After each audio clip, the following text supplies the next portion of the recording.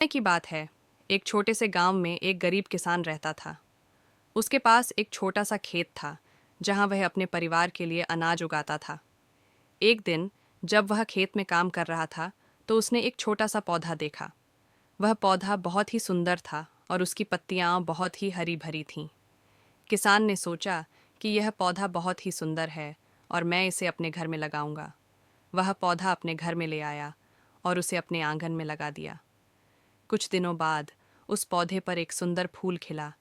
वह फूल बहुत ही सुंदर था और उसकी खुशबू बहुत ही मधुर थी। किसान की पत्नी ने उस फूल को देखा और कहा, यह फूल बहुत ही सुंदर है, मैं इसे अपने घर में रखूंगी। लेकिन जब वह फूल को तोड़ने लगी तो उसे एक आवाज़ सुनाई दी। वह आवाज़ कह रही थी, मुझे मत तोड़ो, मैं तुम्हारे लिए बहुत ही महत्वपूर्ण हूँ। किसान की पत्नी ने उस आवाज़ को सुना और कहा, कौन हो तुम और तुम मुझे क्यों नहीं तोड़ने दे रहे हो?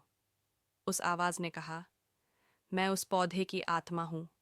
मैं तुम्हारे लिए बहुत ही महत्वपूर्ण हूँ, क्योंकि मैं तुम्हारे घर में सुख और समृद्धि लाने के लिए आया हूँ। किसान की पत्नी ने उस आवाज़ को सुना और कहा, ठीक है, मैं तुम्हें नहीं तोड़ूंगी, लेकिन तुम मुझे बताओ कि तुम मेरे घर में सुख और समृद्धि कैसे लाओगे?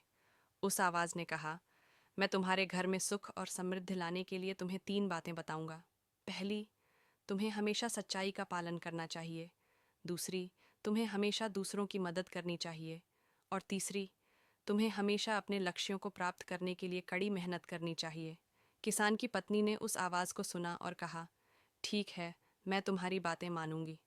और उस दिन से किसान की पत्नी ने हमेशा सच्चाई का पालन किया, दूसरों की मदद की और अपने लक्ष्यों को प्राप्त करने के लिए कड़ी मेहनत की। और जल्द ही उनके घर में सुख और समृद्धि आ गई।